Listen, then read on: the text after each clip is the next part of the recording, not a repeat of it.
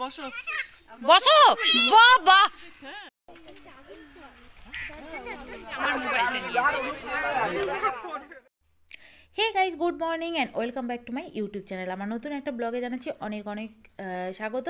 সবাই নিশ্চয়ই ভালো আছো শীতের দিনে, আমিও বেশ আছি। আর আজকে কিন্তু সবাইকে পুরো ব্লগটা দেখতেই হবে স্ক্রিপ্ট না করে, কারণ আজকে ভিডিওতে অনেক কিছু দেখতে পাবে। তো সকাল সকাল বেরিয়ে পড়েছি মা মেয়ে আর আমার মেয়ে মিলে, তিনজনে মিলে। আমাদের ঠাকুরের একটা অধিবেশন আছে, সৎসঙ্গ আছে একজনের বাড়িতে, সেই অনেক দূর। তো সবই তোমাদের সাথে শেয়ার করতে চলেছি আজকে। তো চলো, প্রথমে আমরা কিন্তু আমাদের এই উকিলে বাজার থেকে হচ্ছে আমাদের এসেছি হচ্ছে আমরা শ্বাসমূল রোড, এখান থেকে টোটো ধরে আমরা যাচ্ছি মৌসুমী আইল্যান্ড। যেতে গেলে যে খেয়াঘাট পেরোতে হয়, সেই খেয়াঘাটের কাছে। তো কি নামগুলো আমার ঠিক মনে আসছে না। আর এই হচ্ছে গ্রাম। আর আমাদের এখানে তো গ্রাম তোমরা দেখেছো, এর থেকেও অত্যন্ত আরও কি বলবো, একদম পুরো গ্রাম।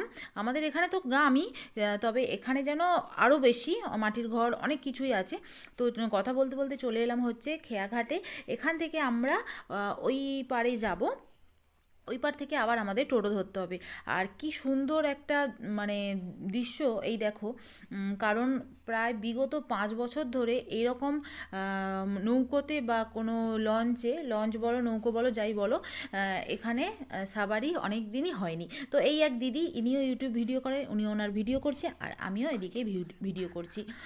তো আমাদের শুধু আমরা তিনজন যাচ্ছি না, অনেকেই যাচ্ছে, অনেক গুরু ভাইরা যায়। তোমাদের তো অনেকবারই বলেছি ভিডিওতে, তো অনেকেই আছি আমরা। আর এই খেয়াঘাট সবাই চেনো, কারণ যারা মৌসুমী দ্বীপে যাও তারা অবশ্যই এই খেয়াঘাটের এই খেয়াঘাট পেরোতেই হয়। তো কথা বলতে বলতে সবাই প্রায় উঠে পড়েছি আমরা নৌকোতে। আর চারিদিকে দেখো ম্যানগ্রোভ অরণ্য, উফ কী যে ভালো লাগছে কতদিন পর। আর আলো তো আজকের বিন্দাস খুশি, বেশ বাইরে বেরোতে বললেই খুশি।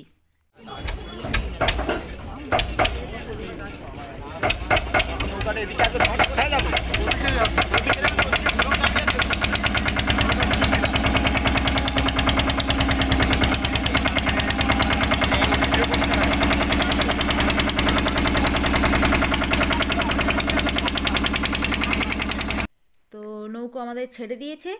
আর নৌকো বলবো না লঞ্চ বলবো এটা আমি বুঝতে পারছি না। তো যাই হোক, আমি কিন্তু একটু বসতে ভয় পাই, আর সেই জন্য বসিনি। আর ভিডিও তো করতে হবে, সেই জন্য বসিনি আর কি। তো অনেক দিন পরে বেরিয়েছি, ভিডিও করব না, আর এই রকম একটা নদীর মাঝে ভিডিও না করলে হয়।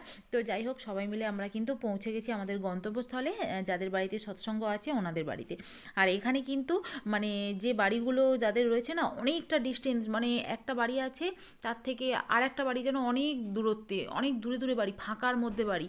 কেমন করে মানুষ বসবাস করে ভাবো তো, কত ভয় লাগে এদের। কারণ তবে থাকতে থাকতে একটা অভ্যস্ত হয়ে যায়। যাই হোক, ও তোমার যে চোখ আছে সে চোখ দিয়ে তার পানে তো চাইতে পারো, হাঁটতে পারো, হাঁটতে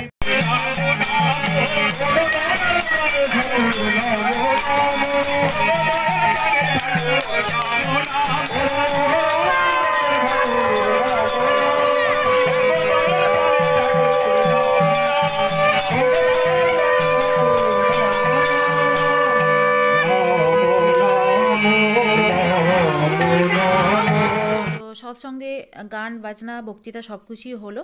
তো মেয়ে আমার দেখো কি বেজায় খুশি, এখানে এসে যাদের বাড়িতে সৎসঙ্গ ছিল ওদের বাড়িতে এসেই কিন্তু এখানে একটা এরকম দোলনা দেখতে পেয়ে গেছে।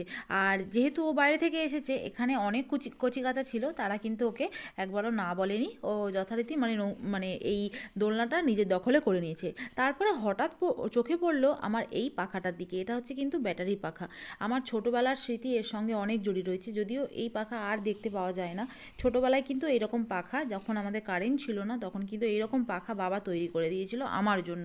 তখন অনেক অনেক ছোট ছিলাম, তখন হয়তো 2 বছর 2.5 বছর এরকম হবে। তো বাড়িটা দেখো যেন ভূত বাংলোর মতো লাগছে না? কি বলবো, বাড়িটার ভেতরে মানুষ বসবাস করে কিন্তু ভেতর বাইরে থেকে কাঁচা, প্লাস্টার হয়নি এরকম। আর কাছাকাছি মানে অনেকটা ডিস্টেন্সে বাড়িঘর কিন্তু নেই। আর এখানে তারপরে চোখে পড়লো একটা টপা কুলের গাছ। আর সরস্বতী পুজো আসছে সামনে, তো কুল হয়েছে।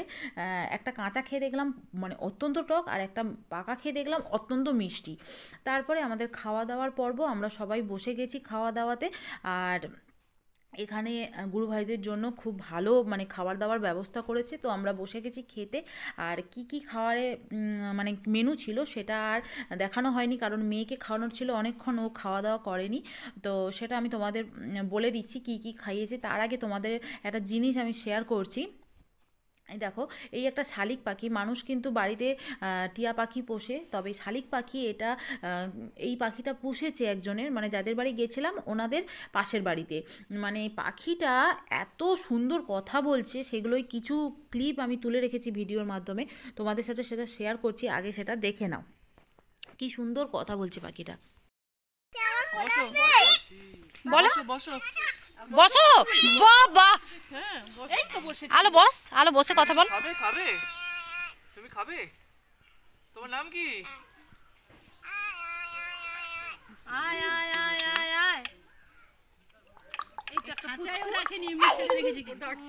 তো ও যাদের বাড়িতে, পাখিটা যাদের বাড়িতে থাকে, তো তাদের বাড়িতে নিশ্চয়ই বাচ্চা কাচ্চা আছে, কারণ ও বাচ্চাদের দিকেই বেশি আকৃষ্ট হচ্ছে। ও কিন্তু বড়দের দিকে বেশি করছে না। যে গাছের ওপরে ছিল, যেই আলো নিচে আছে অমনি নিচে চলে এলো। দেখছি যতক্ষণই দেখছি ততক্ষণ দেখছি মানে ওখানে কিন্তু আলো ছাড়া অন্য বাচ্চা তখন ছিল না, যখন আমি ভিডিও করেছিলাম ততক্ষণ দেখছি আলোর পিছনে পিছনেই কিন্তু বাচ্চাটা করছে। কারণ ওকে, ও যাদের বাড়ি থাকে তাদের বাড়ি হয়তো বাচ্চা আছে, আর ওকে মানে যেগুলো শেখানো হয়েছে সেগুলোই ও বলতে পারছে। প্রতিনিয়ত বলে যাচ্ছে আয় আয় আয়, তারপরে বস, বসো, এই সব ধরনের কথাবার্তা, কোকিলের আওয়াজ, এই সব কথাবার্তা বলে যাচ্ছে।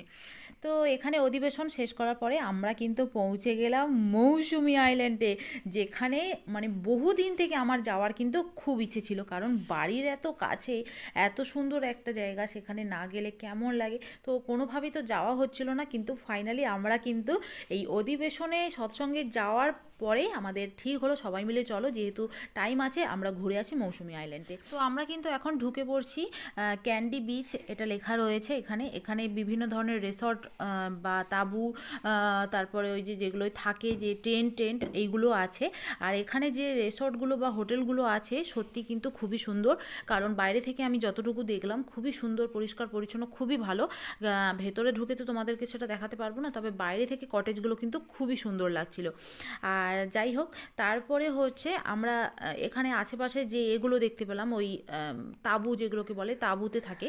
আর তাঁবুর ভেতর থেকে শুধু এইরকম আওয়াজ আসছে, ফিস ফিস ফিস ফিস, ফস ফস, মানে ফিসির ফিসের কথাবার্তা। আসলে একটু মজা করে বললাম, কারণ ভেতরে মানুষজন আছে, আর তারা যে কথাগুলো বলছে ঠিক কথাগুলো ওইরকম ফিস ফিস ফিস ফিস করে আওয়াজ শোনা যাচ্ছে।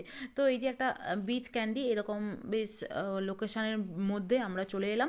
আর এখান থেকে এই যে বাঁশের বসার জন্য খুব সুন্দর একটা জায়গা করে রেখেছে। সবাই গিয়ে কিন্তু আমরা ওখানে কিছুক্ষণ বসেছিলাম, তবে বেশিক্ষণ নাকি বসা যাবে না, ও বসলে 20 টাকা করে দিতে হবে, তো আমরা বেশিক্ষণ একটা বসিনি।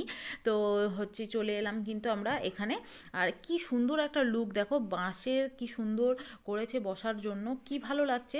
সবাই মানে বয়স্করা যারা রয়েছে তারা মানে এখানকার আনন্দ উপভোগ করছে। যারা নতুন কাপল দুজন রয়েছে তারাও খুবই আনন্দ উপভোগ করছে। মা বোন, সরি বোন বলে ফেললাম, মা মেয়ে তো বসে বেশ ভালোই আনন্দ উপভোগ করলো। তারপরে আমরা ঠিক করলাম, এই যে দুজন বসে আছে মায়ের পাশে, নতুন দম্পতি, তো ওরাও বেশ ভালোই আনন্দ করছে। সবাই সবার কাজে ব্যস্ত।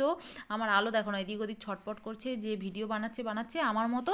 তো খুবই আনন্দ করলাম ওখানে বসে। তারপরে আমরা ঠিক করলাম নিচে একটু নদীর ধারে একটু হাঁটবো।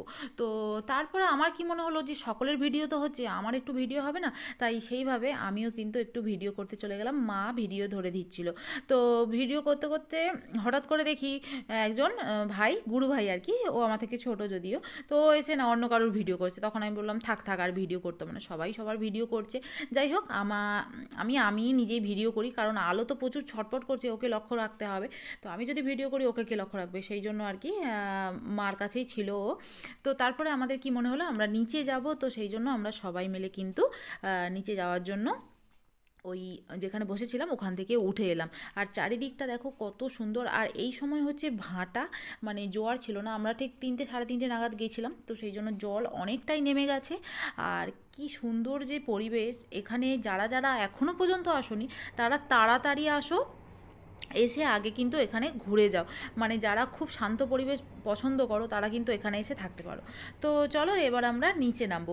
আচ্ছা, নিচে নামতে নামতে তোমাদের একটা কথা বলি, আমাদের আজকের খাওয়ার মেনু কী ছিল, ওই যাদের বাড়ি গিয়েছিলাম আমরা ওই সৎসঙ্গে, আমাদের খাওয়ার মেনু কী ছিল, ভাত ছিল, ভেজ ডাল ছিল, আলু ভাজা ছিল পোস্ত দিয়ে, তারপরে ফুলকপি আলু গাজর টাজর দিয়ে একটা নিরামিষ সবজি ছিল, তারপরে পনির মটরশুঁটির তরকারি ছিল, চাটনি ছিল, পায়েস ছিল, তারপরে আর কি ছিল, রসগোল্লা ছিল।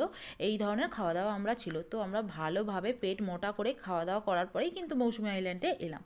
তো যাক, নিচে নেমে কিন্তু যে যাওয়ার মতো ছুটছে। এইবারে আমার আলোকে দেখাচ্ছি, দেখো ও তো কোথাও এরকম বেরোয়নি কোনো দিন, তো 4 বছর 4.5 বছরে এখন ও ভাবছে, সরি 4.5 বছরও হয়নি, 4 বছর, তো ও ভাবছে যে কোথায় চলে এলাম রে বাবা, কারণ ও তো বেশিরভাগ এইরকম জায়গায় আসেনি কখনো।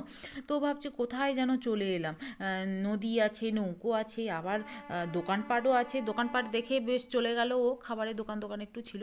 সব থেকে মজার কথা, এখানে যে চিপসটা আমরা 20 টাকায় কিনি মানে মার্কেট থেকে, সেই চিপসটার দাম 1 টাকা, আর যে 20 টাকার মাজাটা আমরা কিনি সেটা কিন্তু 25 টাকা। ওরা বলছে যে আমরা অনেক দূর থেকে নিয়ে এসে এখানে ব্যবসা করি, তো সেই জন্য আমাদেরকে এই টাকাটা একটু বেশি দিতেই হবে।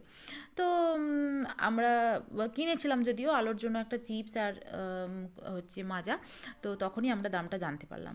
কিছু করার নেই, দিতেই হবে। তো এইবারে একটু হাঁটা চলা হচ্ছে, সবাই যে যার মতো, এদিকে কেউ চলে যাচ্ছে, ওদিকে কেউ চলে যাচ্ছে। অনেক ফটো শ্যুট করেছে অনেকে, মানে ফটো তুলেছে অনেকে বিভিন্ন রকম। আর এই জিনিসটা দেখো, নৌকো আছে, সূর্য ঠিক অস্ত যাবে, একটা দারুণ জিনিস এই যে জিনিসটা, খুবই ভালো লাগে। অনেকে কিন্তু নৌকোর কাছে গিয়ে ছবি তুলেছে, কারণ আর আমি কি বলতো, যেন পা প্রচুর কাদা হয়ে যাচ্ছিলো, বালি হয়ে যাচ্ছিলো, সেই জন্য আর যেতে পারিনি। তো যাই হোক, আজকের কিন্তু আমরা এইভাবে আনন্দ উপভোগ করলাম সবাই মিলে। তো আজকের ব্লগটা এখানেই শেষ করছি। ভালো লাগলে লাইক করো, শেয়ার করো, কমেন্টে জানিও কেমন হয়েছে। আজকে সারাদিন অনেক মজা করলাম। আর এই মৌসুমী আইল্যান্ড সকলের প্রিয়, সবাই চেনো। তো ব্লগটা ভালো হলে অবশ্যই লাইক করো। তো চলো, দেখা হচ্ছে পরের ব্লগে। ততক্ষণ তোমরা সুস্থ থেকো, ভালো থেকো, টাটা।